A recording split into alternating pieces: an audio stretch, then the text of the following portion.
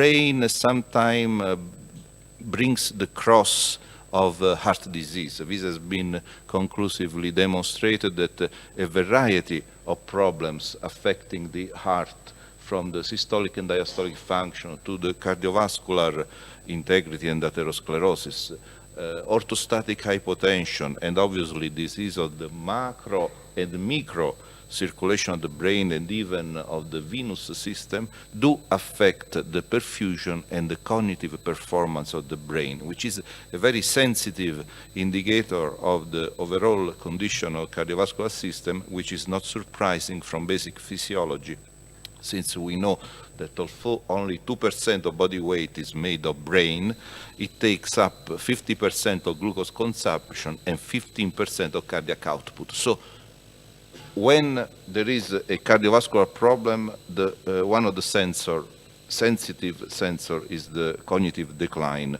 of the most important performance of the organism, that is cognitive decline. And there is a link. We often talk with our friends and developed the concept that has a very strong physiological roots, and we will see this also in the last presentation of the session today regarding diastolic function, that the myocardium is a kind of an erectile organ, meaning that with increasing flow, it increases function. But the same can be said for the function of the brain, and there are very strong and old and consolidated established experimental and clinical data showing that there is a physiological decay over age of functional capacity of the brain, and this is accompanied by a decline in regional perfusion, but that you can also modulate this decline and increase the steepness of the decline with some factor and decrease it with other factors. So the important thing is that if you improve by only 0.1% your cerebral perfusion, you improve to a detectable amount the functional capacity of the brain. So tight link between function and perfusion, not only at the myocardial, but also at the cerebral level, which is something that is intuitive, very well demonstrated, and can be easily accepted by cardiologists. On the basis of this very simple rationale and experimental background, we will briefly discuss three protocols that were run in Pisa and now hopefully in Pisa Belgrade, that are train the brain. How can you, by environmental enrichment, increase your regional perfusion and thereby slow the cognitive decline? Fry the brain, how some environmental factors in the cardiological world can decrease the cognitive function, and Oxy the brain, a new avenue for treatment of pre-Alzheimer's disease. Train the Brain was funded in 2011 by a charity of Pisa, a bank Cari Pisa, that funded for 4 million euros this project that involved our institute and the top European Institute in Neurosciences, Istituto di Neuroscienze, headed by the former president of the Accademia dei Lincei, the Italian Academy of Science, Lamberto Maffei. And the concept is very simple. Here you have the normal condition over age of the cognitive function. Here you have the pre-Alzheimer mild cognitive impairment disease, and this is the decline in controls, and this is the expected decline with an environmental enrichment program lasting 7 months. Data on environmental enrichment are very clear and very strong in the experimental animal. If you take rats that have a genetic predisposition to dementia and you put them in an enriched environment, meaning that they can play, they can interact with people of their younger age, and they can have the care of researchers that stay with them and play with them, their trajectory to Alzheimer is extremely slowed. And the same concept applies to environmental enrichment in men. To do this, we had to build a facility in the CNR area and patients came for physical rehabilitation, intellectual enrichment, which means they heard music, they saw films, they played together, and at the end of this 3 months environmental enrichment therapy, there was a thorough assessment of cardiovascular, cognitive, and brain physiology function, also with sophisticated imaging included MRI, together with some molecular biology assessment for telomere shortening, which is a marker of vascular aging. This is the design. Basically is a prospective randomized study, so 1/2 of the patients underwent, with mild cognitive impairment, underwent standard therapy, and the other half with intervention with environmental enrichment. To make a long story short, there was a benefit, but not so impressive, I must say. Neurobiologists were happy, reviewers were reasonably happy, but you have a worsening of the cognitive function in the standard care group and an improvement in the enrichment group. This level of improvement was considered to be a very mild effect, although significant. This tremendous effort of cognitive, physical, and environmental enrichment slowed the progression but did not halt it. A little bit more gratifying were the data by MRI on hippocampal and parahippocampal region perfusion. There was again a decline in the untreated group and a tendency and a clear significance in statistical terms, but an effect of a mild entity in absolute terms in perfusion in these zones that are critical for memory and progression to disease. We also did, you know us, stress testing of the brain with a functional MRI, doing a resting assessment and an assessment of flow and performance under mental stress. That means that they had to make a cognitive task. What is interesting is that the treated group increased not so much in this limited sample of 20 patients per arm, the absolute value, but they increased the efficiency of how the flow was translated into better function.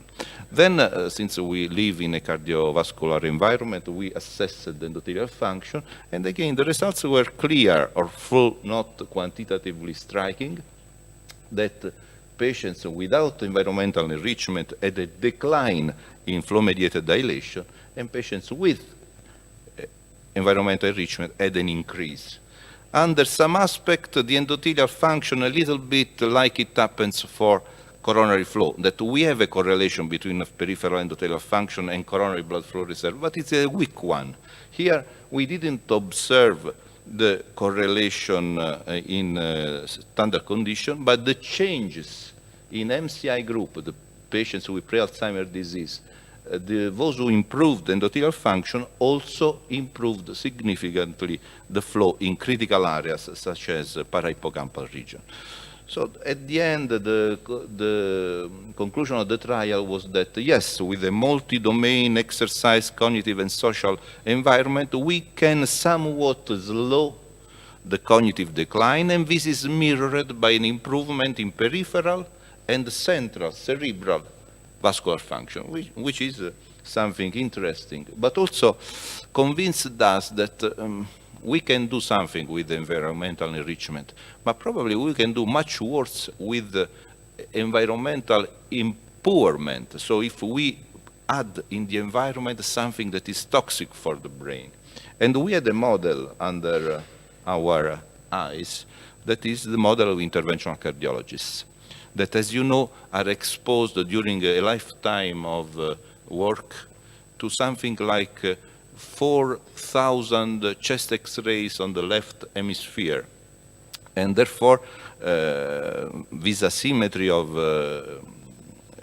ionizing radiation exposure and also the fact that the brain can be sensitive to ionizing radiation effect rose some concern in the interventional cardiology community that mostly due to the higher occurrence of brain tumor in the left side of interventional cardiologist. But brain tumor is something which is very rare, of course, in 1 in 1,000, 1 in 10,000 subjects. So even if you increase the rate, the risk for this event, it's a scary event, but it's a rare event. The problem is that if the brain is sensitive to ionizing radiation, and it is, according to experimental evidences and some clinical data, the real problem is neurodegenerative disease, Alzheimer and Parkinson, that have a much higher prevalence. And indeed, yesterday on Circulation, we published this research letter that is at the end of a series of studies that show that chronic low-dose ionizing radiation induces clear Alzheimer-like changes in the rat brain. And the brain dose without protection reaches 4 sievert on the left hemisphere, which is an enormous amount of chest X-rays. That memory abnormalities are tenfold more prevalent in interventional cardiologists and interventional cardiac electrophysiologists, as we could show thanks to the help of the Italian Society of Invasive Cardiology and Italian Cardiac Electrophysiology Society. You know that there is also the smell of neurodegeneration. Olfactory abnormalities are a harbinger of future neurodegeneration and were threefold more prevalent in our population. Anxiety, depression is 6-fold more prevalent, and this is the important thing. So keep calm and protect, because a simple cap protection reduces exposure by 99%. And according to Italian statistics, 99% of interventional cardiologists did not protect until 5 years ago during their intervention. And the paper on Circulation is this one, that microRNA 134, which is very specific for the brain, is downregulated, downexpressed in the circulating leukocyte of interventional cardiologists. And this has been associated to any kind of alteration in mind-brain states, from mood disorders to increase in cognitive decline. And at that point, the next step, and we could do only in a setting like this, when there is extreme know-how in hyperbaric therapy and cardiology and a tight interconnection in a multidisciplinary environment with neurology. This was the evidence in the literature that if you again improve perfusion with a different mechanism, that is hyperbaric oxygen therapy, you spectacularly improve the cognitive decline associated with post-concussion syndrome after mild traumatic brain. And these are the results with MRI of cerebral blood flow changes, and you have in red the improvement, and in cyan the no change or negative decline. And you see that in the control group there is, in 3 months, a progressive decline in perfusion, mirroring the decline in cognitive function, and the same, the reverse, the opposite is true for patients with hyperbaric oxygen therapy. So it's a complex study, but potentially practice changing, and that's why we relied on our old alliance and friendship with Branco, Anna, and Milica, and so on, to start the study that is presently ongoing. The concept, and this is the last one, is a very simple but also very disruptive one. When you see the cognitive decline, the leaves becomes falling from the brain.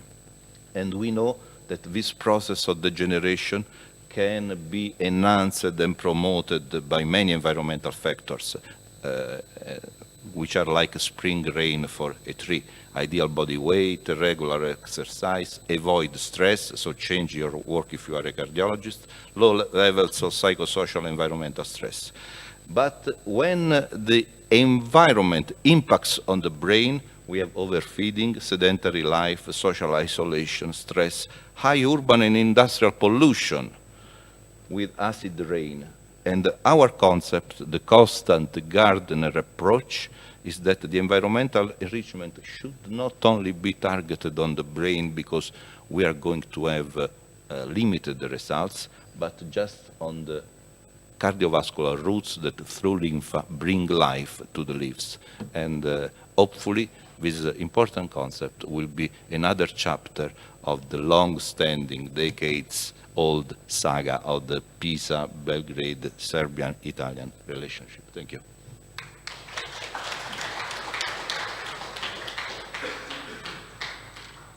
Eugenio, for this lecture. And if there is some question from the audience, this is a unique opportunity. We are trying now with Professor Eugenio to have this project done, but since it not depends only on cardiologists but also neurologists, we are a little stuck in the beginning, but we hope to find a solution. So encouraging is that there is some thing that we can do to slow down our cognitive decay. So with exercising and mental, also there is encouraging for our mental cardiologists. They should wear caps. And just the question, what do you think of mobile phones? Did you find literature, because there is so many things about it? And what do you do? No, there is, no, I'm sleeping always, as you know, with or without a mobile phone. But no, I think that the concepts are two. One for the dementia cardiovascular relationship, that after decades of mono-specialist approach to dementia, they are going nowhere.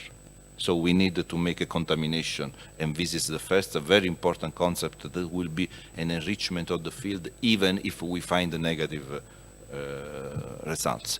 Second concept, it's just necessary to apply in the cath lab and outside the cath lab the principle of precaution.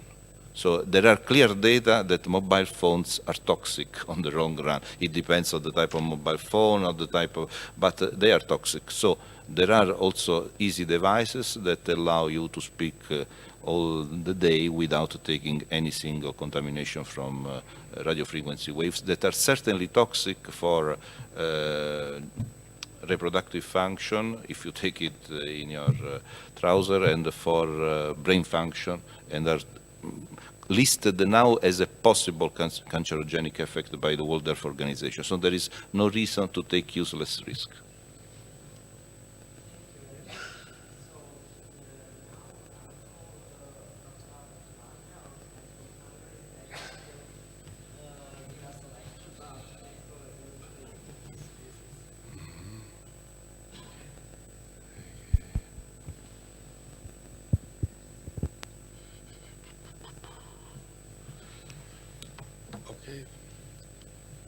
Thank you, Anna. Thank you, Branko. Thank you, everybody, for the invitation again, and also thank you for the friendship, the long-standing friendship. For that's more than 20 years that we work together and everything. Now, after it's a little bit difficult to talk after Eugenio, of course, but I will try to give some insight about echocardiography and in relation of the connective tissue diseases, and give some data about our pilot studies, maybe, which can be interested in the futures, because we are now not in the possibility to do huge studies, but we try to do something. Anyway, that all we know that cardiac involvement is really frequent in these connective tissue diseases, so-called rheumatic diseases, all immunological diseases such as rheumatoid arthritis, lupus, antiphospholipid syndrome, and of course systemic sclerosis, and all the parts of the heart can be affected in some way in these problems, like the pericardium, the valves, the myocardium, coronaries, and others. Of course, in the atherosclerosis is present in rheumatoid arthritis and also in all the type of these diseases. And it is very important to emphasize the early to find out the early signs of atherosclerosis and also hypertension, increased valvular stiffness, and left ventricular hypertrophy, which all can be studied by echocardiography.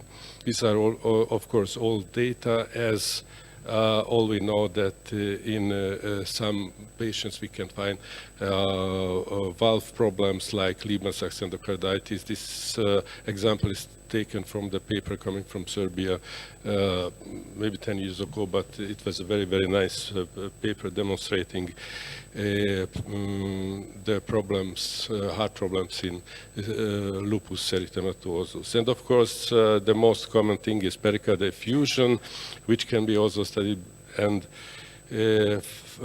studied by echocardiography, especially in lupus patients. The prevalence is very high, but only in minority of patients will cause symptoms. This is just an example of vasculitis. This was our patients. You can see this very thick aortic wall in this patient, and of course she had regurgitations and also problems both of aortic and mitral valves.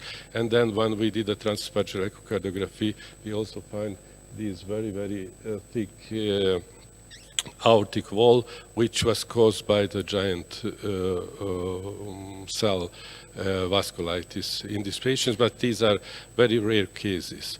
Another thing what I will just to talk about very briefly, this is the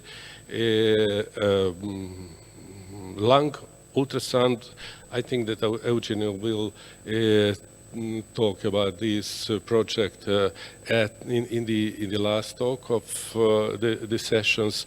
Even with these pocket-sized devices, we can study the lung and can find evidences of fibrosis and extracellular lung water with ultrasound, which can give us very important data about the clinical situation of the patients. What is very important in patients with connective tissue diseases, especially in systemic sclerosis, the cardiac involvement is very high, and when the heart is affected, that means that the prognosis of the patients is can be very poor. This is the pooled data of 2 studies, in fact, with odds ratios. And one of the reasons why this prognosis is so poor is the development of the pulmonary hypertension, which is again very frequent in connective tissue diseases.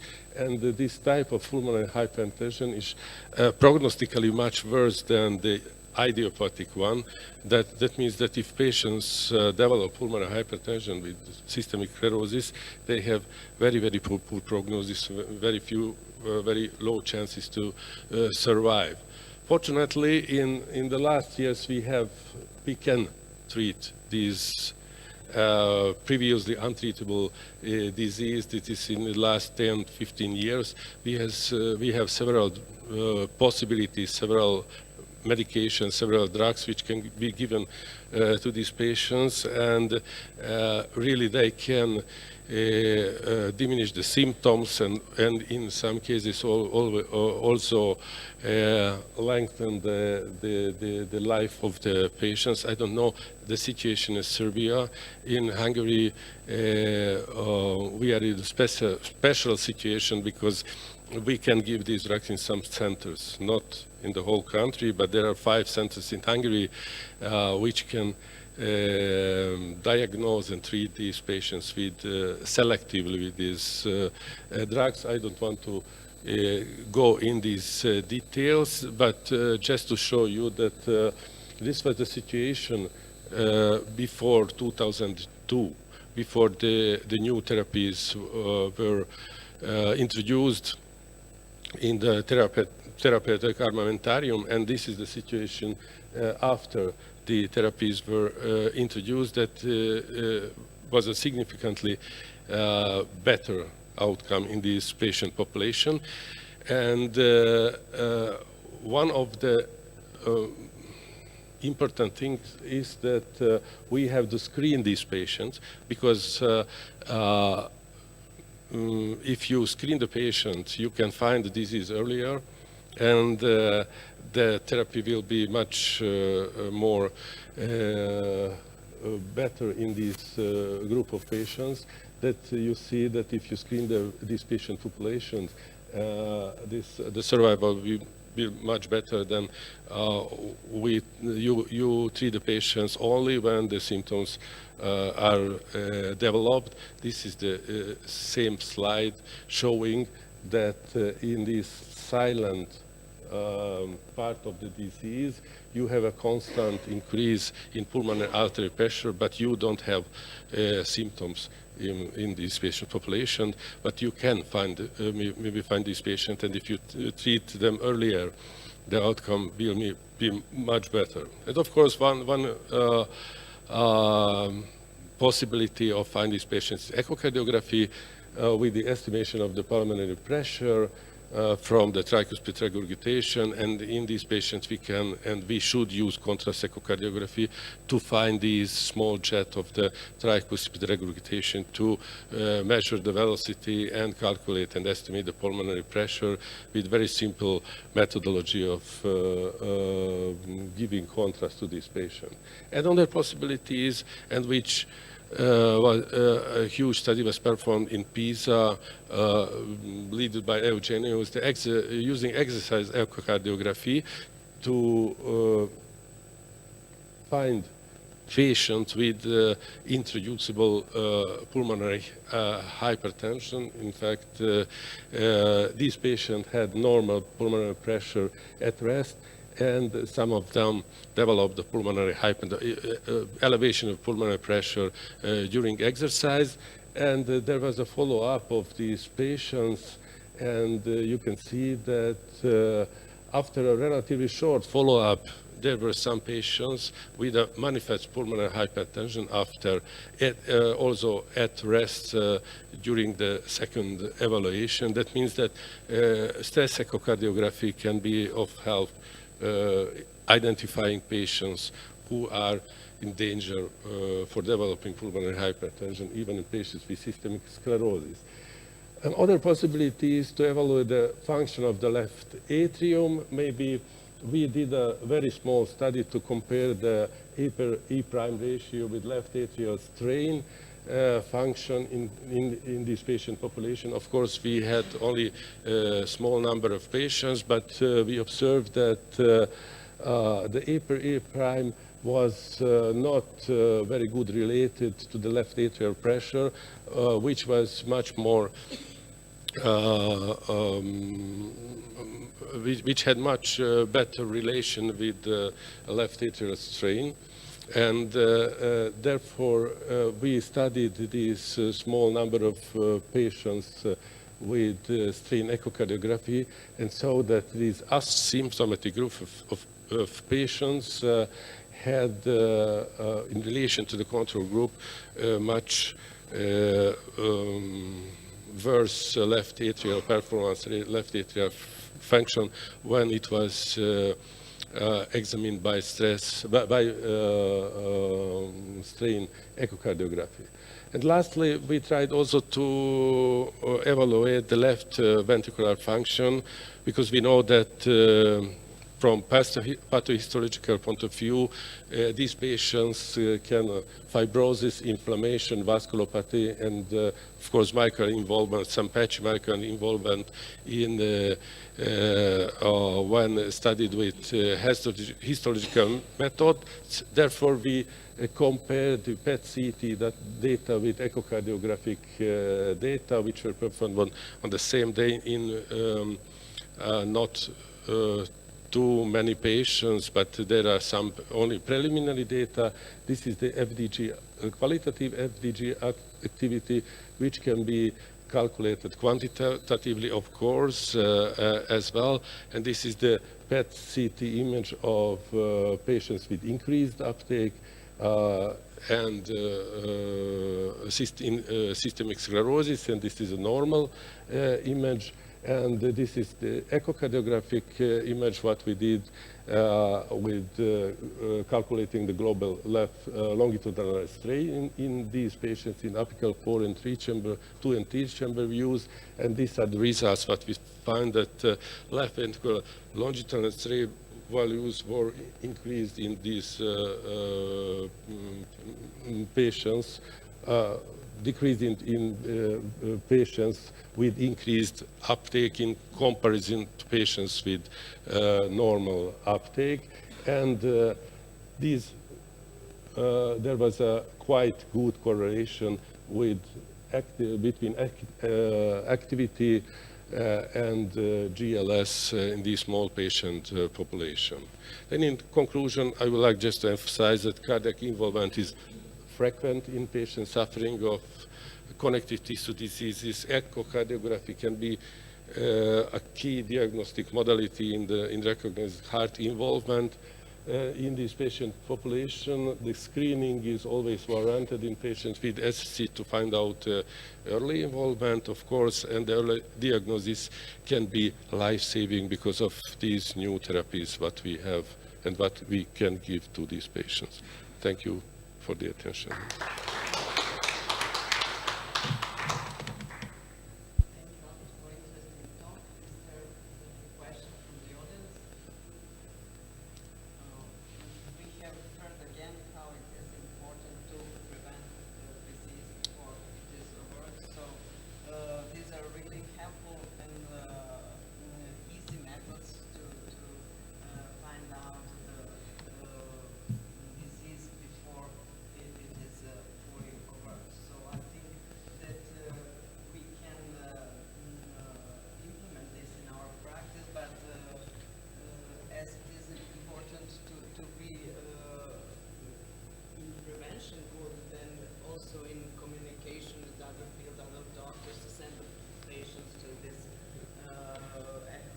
Yes, of course.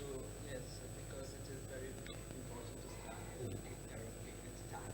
We have now a dedicated ECHO lab and program for these systemic sclerosis patients in Hungary, just to screen these population for early signs of pulmonary hypertension. Of course, regarding these data, we need confirmation and also large studies, because these are only preliminary data. Yes, but it's very interesting. Thank you. Thank you. And now I will call Dr.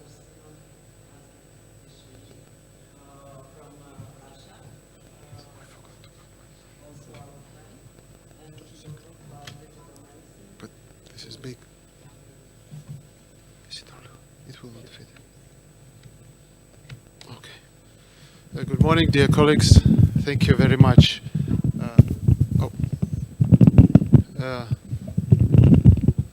Okay.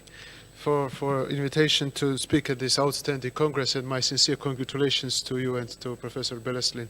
It is also by great honor to speak in front of my masters, I would say, Eugenio Picano and Albert Varga. And I will present not a very clinical talk about digital medicine. 1 second.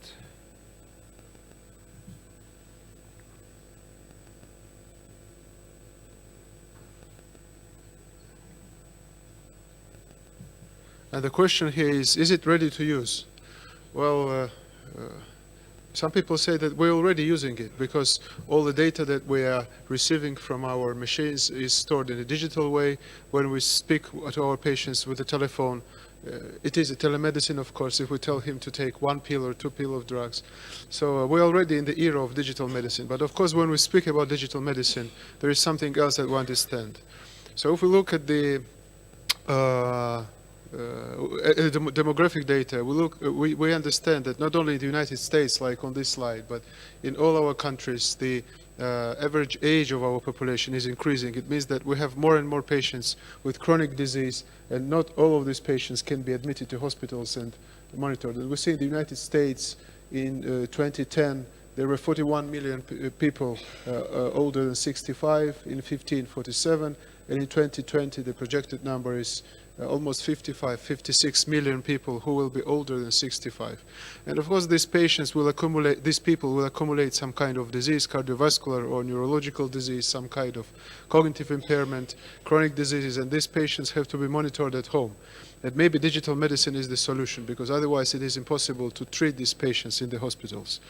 On the other hand, we have common characteristics of the healthcare systems. They're the same probably in the United States, in Russia, and in Serbia, because these systems are expensive, with many hidden prices. They're based on activity, on how many patients you treated rather than performance. They're fragmented, insular, they're difficult to assess and to use, not user-friendly, inefficient, ineffective, highly variable between countries or between regions of the same country, and of course they're slow to adopt and change. But on the other hand, managing chronic disease and related unhealthy lifestyle in developed nations leads to unsustainable levels of healthcare cost. And millions of people in the developing world suffer or die beyond the reach of traditional healthcare. And smart mobile devices and applications, digital medicine, working in concert with cloud computing, and we can store information, we can compute information, we can distribute via clouds, social networking and big data analytics will be at the core of global healthcare transformation. This is what I think. And this changes the concept. We treat patients not in the hospital, we treat patients wherever they are. These digital devices could be like the nerve endings of the vast information network, and they can support all three preliminary goals of healthcare: to lower the cost of healthcare, to improve the outcomes, and to increase access, of course. And just some examples, I will show you a telehealth trial in the UK, where the government is the primary payer and the provider at the same time of healthcare, yielded a 15% reduction in doctors' office visits, 20% reduction in emergency admissions, a 14% reduction in the needs for planned admissions, and 45% reduction in mortality. This is a very huge reduction in mortality. Another example, very few technologies have scaled down to the remote villages in sub-Saharan Africa. Cars, they don't have cars, they don't have refrigerators in Africa, they don't know how to read and to write, but everyone has a mobile phone. And a short messaging system, SMS application, aiming to improve medication adherence among antiretroviral patients, HIV patients in Kenya, improved adherence by approximately 25%. And so it showed that it is possible to improve health and lowering associated costs by up to 7% in these very, very poor countries. Another example coming from the United States, in Mount Sinai Medical Center, they developed a computer model where factors like the etiology of disease, diagnosis, past hospital visits, even race, age, and other factors are used to predict which patient have the highest chance of returning to the hospital. In the United States, if the patient with heart failure is admitted within 30 years of discharge, the insurance companies are not paying. So the hospitals are trying to keep patients out of the hospital. And this model, built using hospital claims data, tells doctors which people have to be monitored by telephone, just a regular telephone call. And in a pilot study, the program cut readmissions by half. And now that this risk score program is being used throughout the hospital. Mount Sinai, it's a big hospital with different buildings. Another example, good example, coming from Google. We know that Google is the Dr. Google is doctor #1 in the world, but they have found that certain search items are good indicators of flu activity. For example, when they have one area in the country where people are starting to put paracetamol or antivirus medications, they can monitor it by IP address. And by counting how often we see these search queries, we can estimate how much flu is circulating in different countries and regions around the world, and they can contact the sanitary services of that country or of that region and tell them that there is some kind of epidemic of flu or any other disease.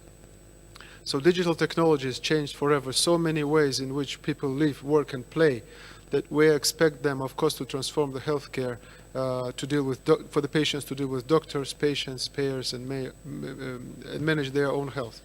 But users need only to understand the possibilities of e-health tools, but they also have to feel that they have control over how they interact with them. Patients today want control, and patients are also changing. We know they're coming to us knowing their diagnosis, knowing how we have to treat them. And before we start any treatment, they already know all the side effects on the contraindications of the medications or procedures we're offering them. So in Russia, we have two historical questions in the literature: who is guilty and what to do. And now we have two additional questions with this healthcare: who pays and how much is the cost of this. And we have to think about this also. Another important problems are the big data challenge. We still don't know how to manage this data. Privacy and Big Brother, who is watching us, concerns, and many patients do not want to be included in this digital network because they think that someone will steal the information, credit card information, personal information, and so on, security consent, and so on and so on. The big the big problem is the bring your own device challenge. There are many companies in many countries, including my country, where you can subscribe to a telemonitoring service. But if you want to change it because of different reasons, because you move to another region or the price is high, then you have to buy another device. You cannot use the same device with different provider. So we need a universal platform that can accumulate any kind of medical data, so something like such platforms. So it should be a bring your own device bring your own device concept. And of course, very important, there were important problems, and these are very important problems because the patients look at doctors today as a service, and they want more control and choice in health relationship. They desire more convenient access to care. They think and they hope that they own their medical information. They speak about cost. We have a lot of patients, even from poor regions in our country. They can buy a new mobile telephone every month, but then they can spend 2 months in a polyclinic waiting for a free drug, which costs nothing compared to this telephone. Then patients collaborate with others and with the same disease in the social networks, and they discuss all the negative moments of dealing with doctors.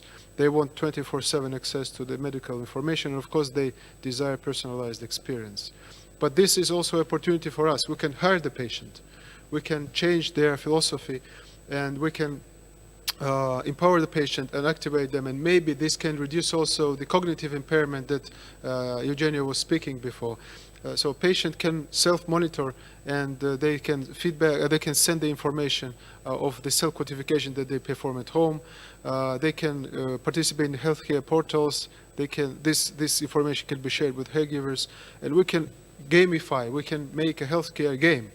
We can create this concept of healthcare gamification, because if this is not a game, any person, even a young child with a gadget, they will throw it away if in 20 minutes they cannot understand how to use it.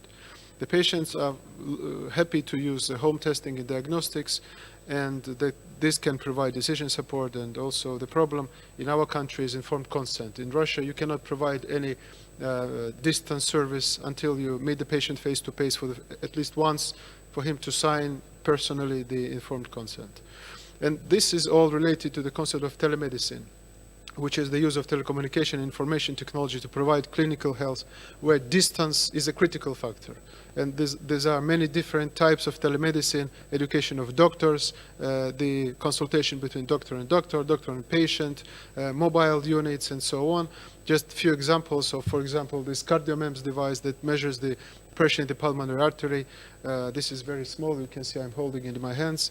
And this device monitors the pressure in the pulmonary artery.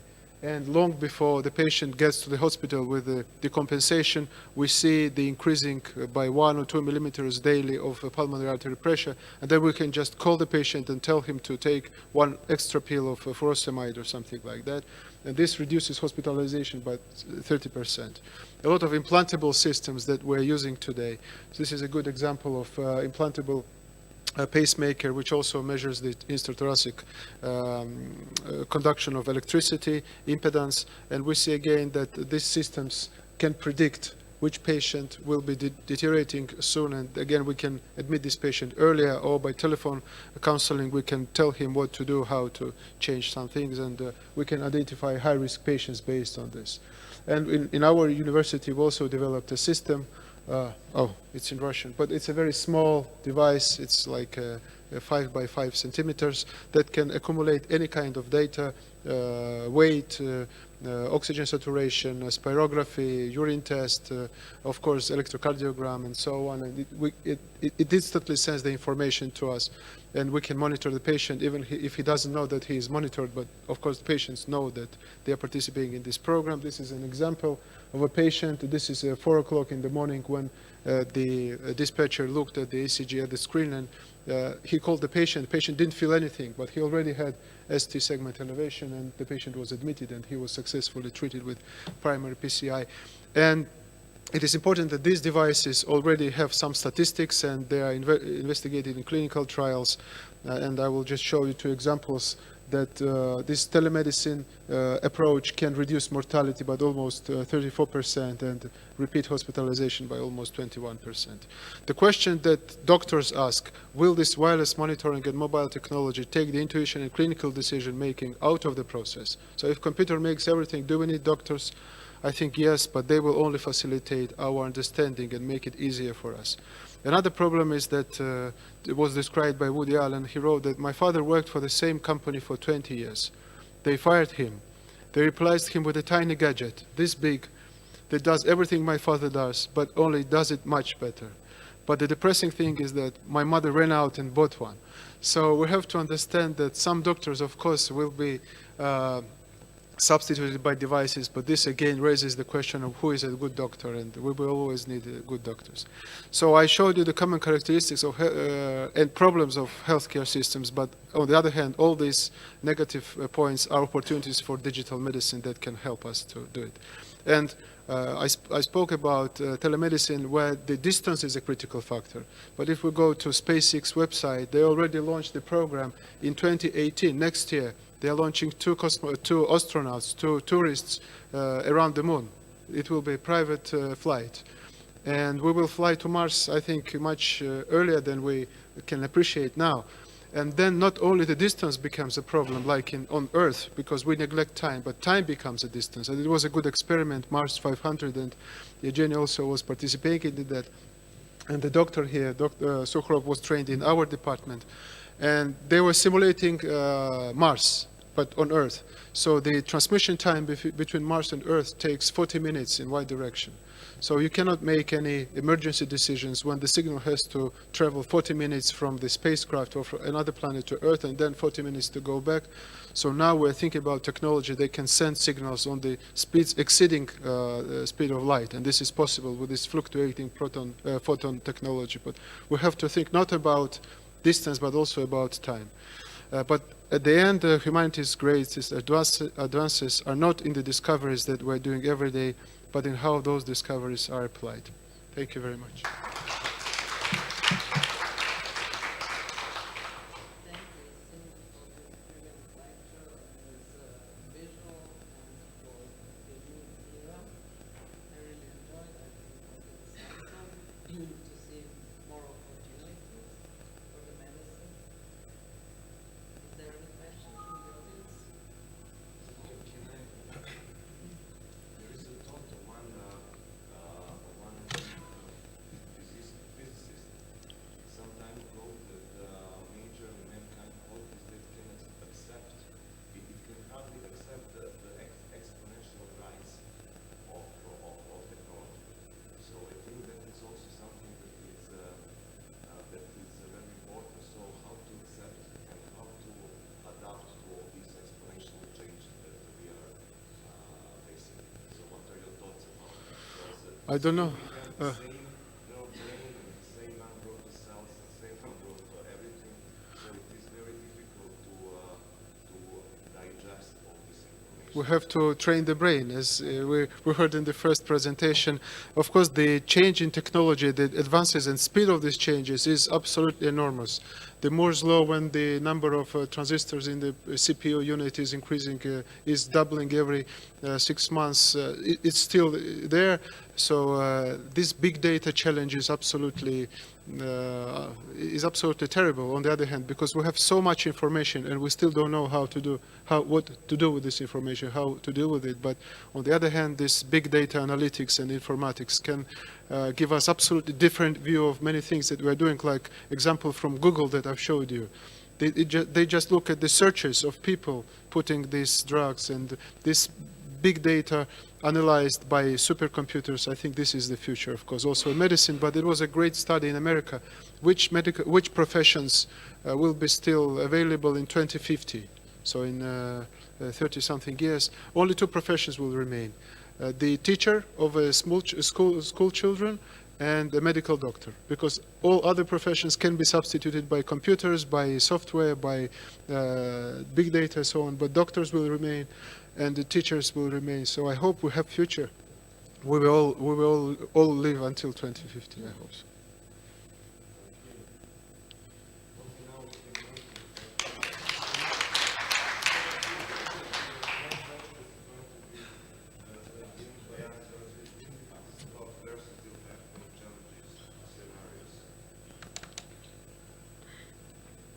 Okay.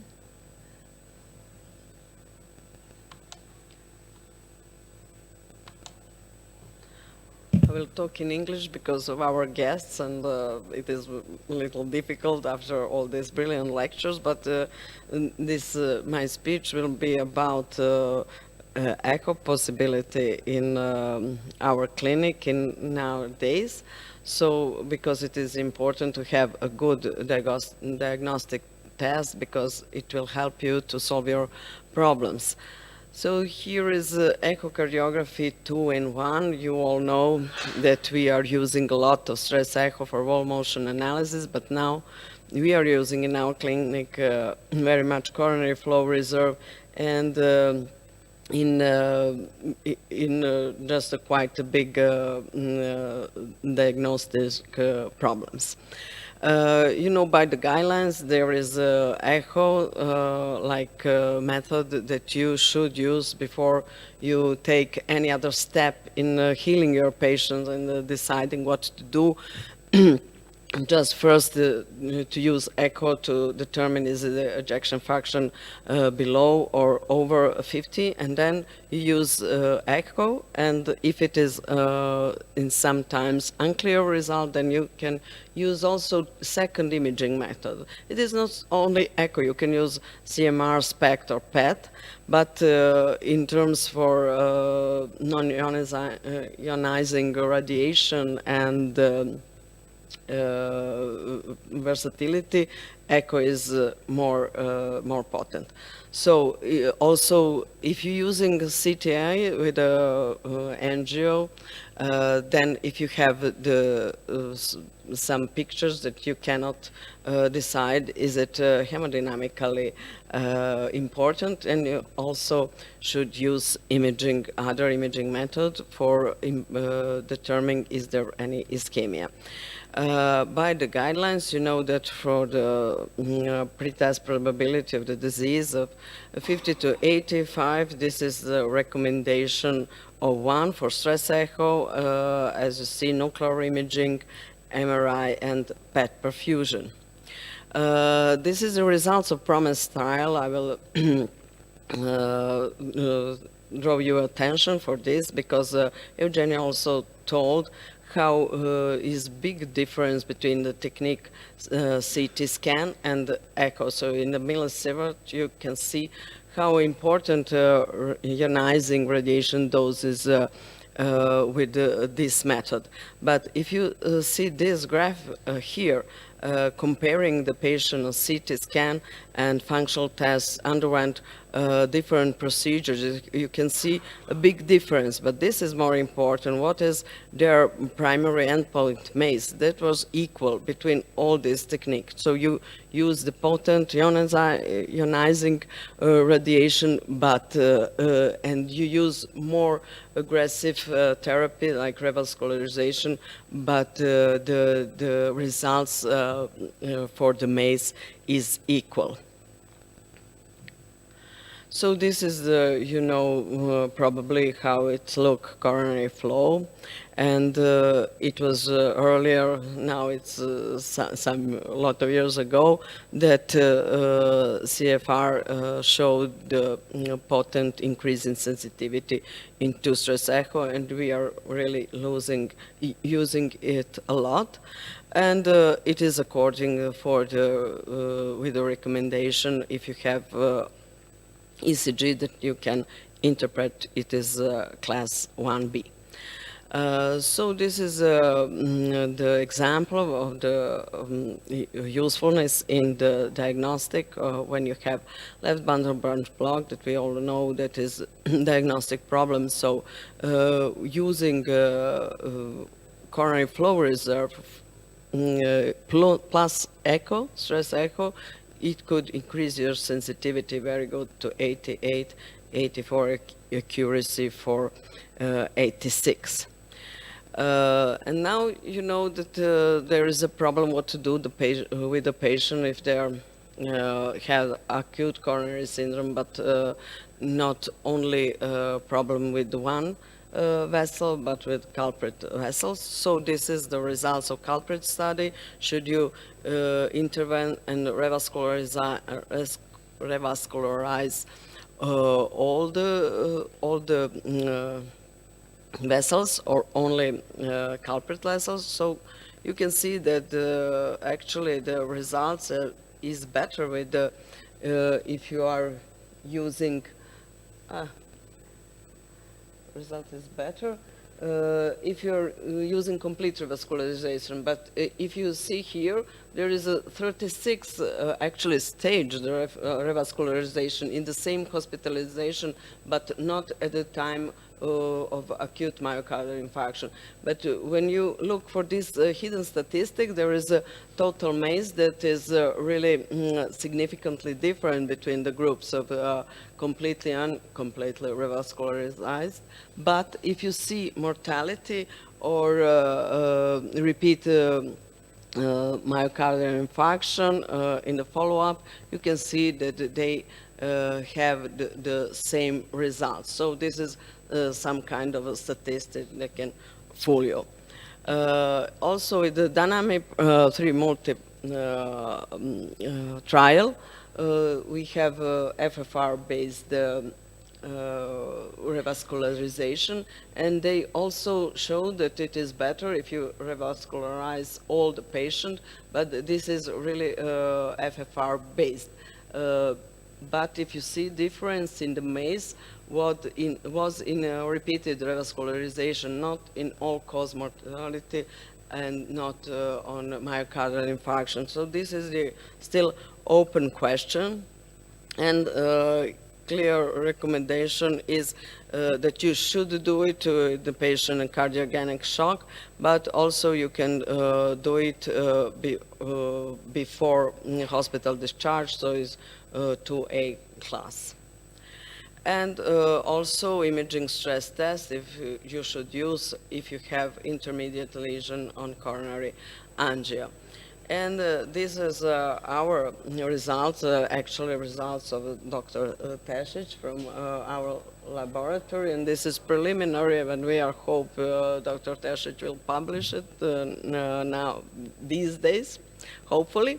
And these are results. We measured CFR. We measured CFR in the non-culprit lesion, and if you have CFR that is over 2, you can put and follow up your patient. There is, according to our result, no need to do urgent procedure on the other vessels, because you see that patients with CFR before more than 2, they have a good result, and less than 2, they have 25-fold increase for the MACE. We also did some research on the functional testing. If you have chronic total occlusion right coronary artery, that is not so rare a situation in everyday clinical practice. And if you have intermediate stenosis on the left coronary artery, and now because you cannot test this patient, they usually have pain or have some flow motion abnormality on the occluded artery, then your solution is that you can measure coronary flow reserve of the left coronary artery. And we also had a good result that these patients they have who has coronary flow reserve has a good event-free survival time, and the patient with less than 2 had 5.5 increase risk for cardiovascular events. Also, we did some investigation, and that was published by the Dr. Aleksandrić with a non-invasive assessment of myocardial bridge. He also do stress echo on these patients, and we found, and he found that patient with a positive stress echo has lower coronary flow reserve with the hyperemia and adenosine, but also with the butamine, where we measure and try to find what is happening, like patient is on physical activity. So you can see that this is very helpful for the some kind of decision making. This is the example with a patient with myocardial bridge and positive test. This is typical flow pattern with this high peak and then decay because of slow relaxation of coronary vessel with the bridge. And also with the patients with a left main, there is something problem to see is it hemodynamically significant, but it could seem equal on both these pictures, and then by coronary flow reserve you can distinguish is it hemodynamically significant or not, and what is most important, you can follow up your patient during some time, and these are also results for survival in these patients. It is very good and very good sensitivity with the coronary flow reserve that is above 1.96. So to conclude, there is good evidence that you can use coronary flow reserve in diverse clinical situation, and it is good also for the poor society that cannot use FFR always, and they can follow their patient by this means. Thank you for your attention.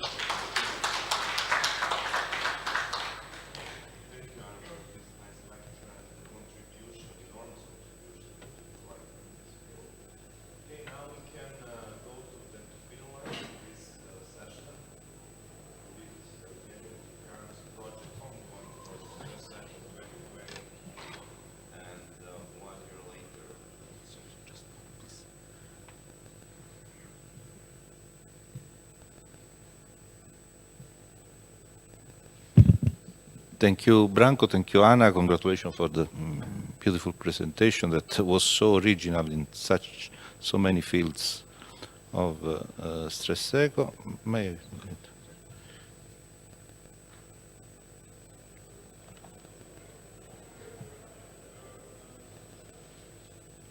One year later, because the project was launched last year in Nice, and we were lucky enough to have once again the Serbian contribution to the project, and this gave strength and stamina to the project. And we were lucky enough also to have some preliminary editorial product on the field. And the basic idea is that the stress echo now is on the edge of a mutation. We, for 40 years plus, lived on a paradigm that is still effective and serves us well, that with wall motion we detect physiologically important stenosis. This means that stress echo in the daily life has one target, stenosis, one tool, wall motion, and this image is taken from the first paper in pharmacological stress echo that dates back to 1985 from the PISA group. And incredibly, after 40 years, in an ever-changing world of cardiology, the core of the technique remained the same. We still rely on the first principal and stable marker of wall motion, still evaluated by expert-trained eye. And even editorially, from the scientific point of view and clinical impact, the technique in its basic version is supplying us with effluent dividends. This paper was out just 1 week ago. We simply evaluate our data bank with a very simple clinical score that just gave a score from 0 to 6 on the basis of 6 clinical risk factors that are present in the data bank and can be easily assessed in any patient coming to the stress echo lab: age, male gender, left bundle branch block, wall motion abnormality at rest, anti-ischemic therapy ongoing at the time of testing, and diabetes. If you combine this simple clinical score from 0 to 6 with the stress echo results, your dynamic range of stratification dramatically improves. You see the difference between stress echo negative and stress echo positive expressed as hazard ratio, and the gap increases exponentially, we might say, going from absence of clinical risk factors to presence of 6 risk factors. So the most important factor for risk stratification is not only what we read on guidelines on the number of ischemic segments, but the underlying clinical situation of the patient in clinical terms. And we have also another evidence that is striking, but much in line with what we have learned in the last 15 years, and also from previous presentation, that exactly in the same way as cancer therapy can create long-term cardiovascular disease, cardiac therapy can create long-term cancer. And stress echo positivity, this will be out on Journal of the American Medical Heart Association next week, predicts not only cardiovascular death, this we knew since decades, but also after 10 years, cancer death, meaning that patients with stress echo positivity have a higher chance of having cancer death. This can be interpreted in 2 ways. One is that cancer and atherosclerosis share a common risk factor milieu, and the second concept is more disturbing, but probably more true, that in stress echo positivity, our friendly fire of imaging and intervention, creating a high radiation load, on its turn is a risk factor for cancer. But now came stress echo 2020. We, in 2014-15, came back to the stress echo field and found that it was exactly as we left it 10 years ago. So it was time to give a steering dull roots with spring rain, and to take into account that the world around stress echo had changed, and it's a digital world with portability, versatility, and the need of sustainability. So we designed this project with 10 protocols, so 100 centers that at the end of the recruitment window will be enrolled, for 10,000 plus patients to be recruited within 2020. That this will change the way we think stress echo. And a very simple example, in a project that was first authored by 2 young colleagues. They are a typical example of the digital revolution that Simon so beautifully explained to us. They had to make stress echo in Porto Alegre in Brazil. They wanted to be sure of the results. They sent by WhatsApp to an old friend. And that's the way they use innovation without taking care of the many possible problems that were connected with this. We did a systematic study. If filming with smartphone an echo from the high-end echo machine, sending it via WhatsApp to a remote reader, if this decreased the quality or accuracy of the reading of wall motion that, as we know, is the most valuable but also the most vulnerable of all echo signs. And this means that if they are doing now in Belgrade the Serbian Center Stres echo, they can send to President even today, now, and she in semi-real time can give her assessment. What were the results? That WhatsApp had the same accuracy as on-site reading with Stres echo. So the key problem is the eye of the reader, and the volume of activity is not a hallmark of the quality of the reading. We had these 20 selected cases with consensus and unanimous decision by two very expert readers in consistently with angiographic verification. Then all the centers that were candidate to enter Stres echo 2020 gave their reading. And we had centers with thousands of Stres echo and accuracy of 50%. Meaning that it's important to make a continuous audit and quality certification. We were lucky enough to have two and more Serbian colleagues in the study that was published last month on International Journal of Cardiology.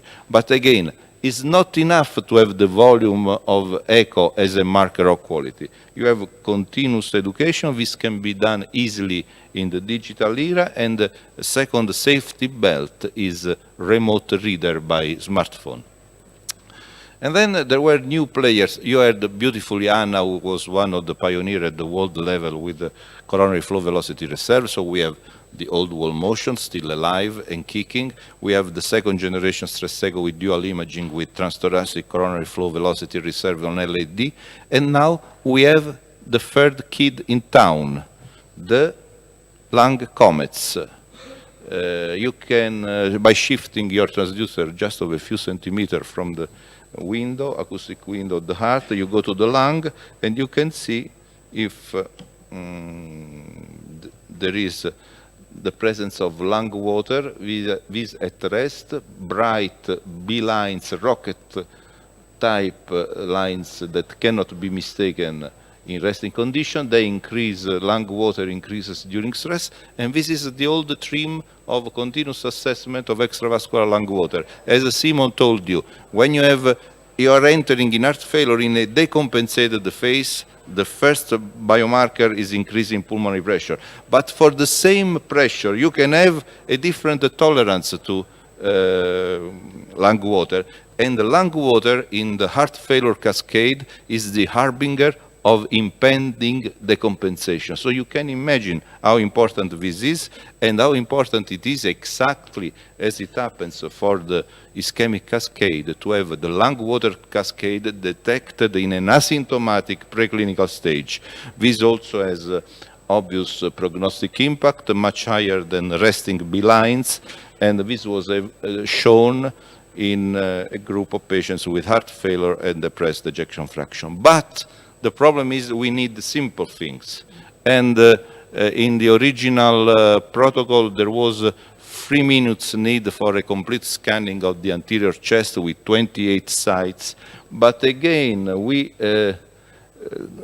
with the attempt to simplify for success, the penetration in the Stres echo 2020 network was low with the 28 site scan, but we could simplify to a 4-site scan, just a third intercostal space on the 2 sites between mid-axillary and mid-clavicular line. With these 4 sites, you have all the information you need with a tight correlation between 4-site and the 28-site scan. So the only difference is the absolute number of comments, but you can make the same diagnostic and prognostic stratification. With this 4-site scan, you need 20 seconds after the end of the stress, and immediately the acceptance in the network rose from 5% to 99% from all the centers. And this adds a variable to your standard reading of a Stres echo. You can have ischemic heart by transthoracic echocardiography based on regional wall motion, and dry or wet lung according to the lung ultrasound findings. And of course, if you have non-ischemic heart and dry lung, you have the best condition and the less benign condition with the wet lung and ischemic heart. Why do we see B lines also with pharmacological stress echo, as also Anna contributed to show in this 2017 paper, in the absence of regional wall motion abnormalities? Because the striking thing was that you can have B lines even in the absence of wall motion abnormalities. And the answer, again, is in the Belgrade experience 20 years ago, when there were two young rising stars of the Serbian cardiology and the great master Misha. They published on a European Heart Journal that you can have an increase in end diastolic pressure even in the absence of regional wall motion positivity during adenosine, because it's a stiff heart with diastolic problem that can occur independently of the occurrence of ischemia during a diastolic stress such as exercise or adenosine or dobutamine. And this increases the yield and the positivity rate of stress echo from 20% with regional wall motion abnormalities alone with 60% or 55% with the IQ, integrated quadruple stress echo imaging, putting together regional wall motion, first generation, coronary flow reserve, second generation, left ventricular contractile reserve that requires just end systolic pressure and end systolic volume, and B lines. Quadruple imaging all in one setting. Therefore, now in the zoo of cardiological imaging, there is a new entity, this quadruple imaging stress echo that allows to make better, faster, allowing to use versatility as the key word of stress echo.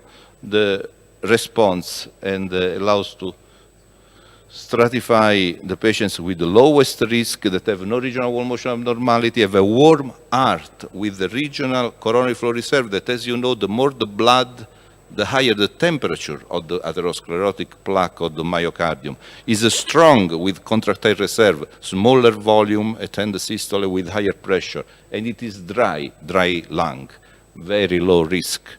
On the other end of the spectrum, regional wall motion, cold heart, no coronary flow reserve, weak without left ventricular contractile reserve, so dilation of end systolic volume or no decrease in end systolic volume, wet heart or wet lung with the B lines. This has the highest risk and we can be aggressive in our intervention. So the model from the good paradigm changed.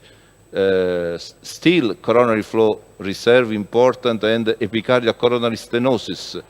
But this is only one of the four aspects of the quadruple imaging stress echo. Stenosis, wall motion, after 40 years, still very good. But then we have a microvascular disease, coronary flow velocity reserve, that can be affected also by epicardial stenosis, but in the absence of stenosis, it's a hallmark of microvascular disease.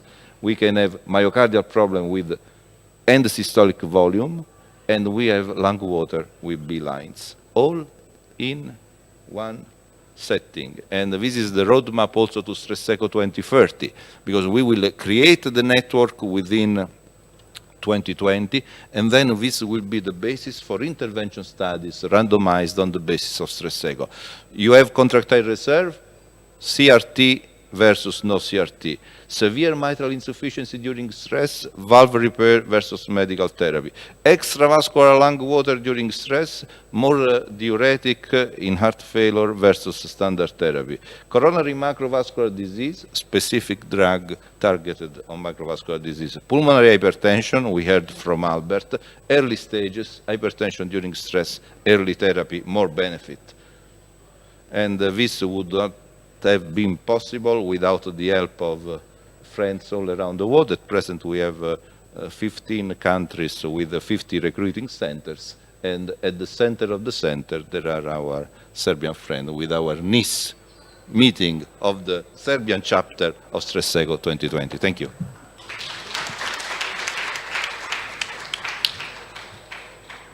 Eugenio, can I ask you, thank you, of course, for the great lecture, but you will have a number of data. So to connect your lecture and the sim what was talking, do you plan market scale of this. So you will have a huge amount of Branko, this is a real problem that in perspective, obviously we must arrive to this, but it is remarkable how disappointing were the results with all quantitative approaches that have been proposed to date, from tissue Doppler imaging to tissue characterization, on which we work even to strain, and especially during stress. What I want to outline is that the new parameters that we are proposing now are much more quantitative than regional wall motion. So before the artificial intelligence that, as Simon says, will replace all of us and will be bought even by our closest friends, and we have to exploit what the technique already gives. Because if you go, we have the variability data of interreader, while variability is wild for regional wall motion. For instance, for coronary flow velocity reserve, if you have a nicely acquired tracing, the variability is very low. For B lines, the variability is very low, and you can learn it at the kindergarten, as Misha would say of the cursus honorum. For left ventricular contractile reserve, which is a quantitative index of contractility, you need only end-systolic volume, which is one of the most reproducible parameters. So, waiting for artificial intelligence, I think that natural intelligence can still play a role, going to reinforce the report with a free, strictly quantitative and much more reproducible parameter than regional wall motion.